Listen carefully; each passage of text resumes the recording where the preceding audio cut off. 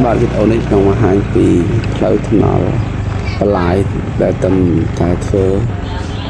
រួចរាល់ក៏មិនទាន់រួចរាល់ពេញឡើយទេមិនដឹងដែរតែស្អាតតាមផាលោកកញ្ឆ្នោតនៅភូមិ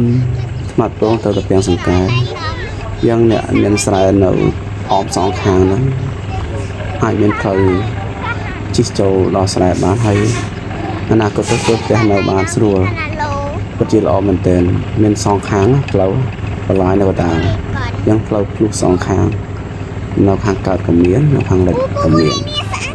យ៉ាងពិតជាល្អសម្រាប់អនាគតក្នុងការធ្វើផ្ទះសម្បែងសម្រាប់ឲ្យកូនចៅជំនាន់ក្រោយរស់នៅបានស្រួលបាទ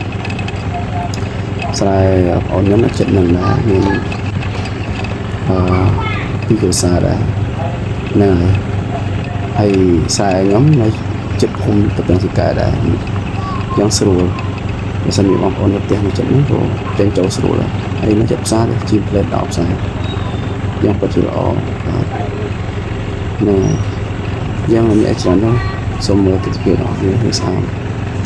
ហើយនៅខែភាសាជាងមានទឹកក្នុងឡាយខ្លះហើយដល់ខែត្រីផ្លែសបោត្រីភាសាដែរបងទឹកមានខ្លាំងខ្លាំងណាហ្នឹងកាលនៅទៅមានបន្លាយហ្នឹងបន្លាយចាស់នឹងសបោត្រីនឹងទឹកបន្លាយដល់កាប់ទៅដល់ចាប់ទៅដល់រកត្រីរកធ្វើលងអីបានត្រីច្រើនសบายខាងមកទៅឥឡូវក៏ដូចគ្នាតែគេថាជីវិតយើងប្រែប្រួលយើងធ្វើការឬខ្លួនទៅគឺអត់សូវពេលវេលាក្នុងការធ្វើរបស់ចឹងការរកត្រីរកអីដូចមុនចឹងហើយវីដេអូនេះប៉ុណ្ណឹងអរគុណច្រើនជម្រាបលាបាទ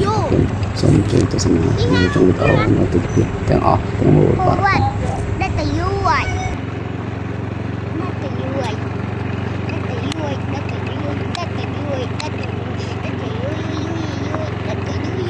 បានវត្ត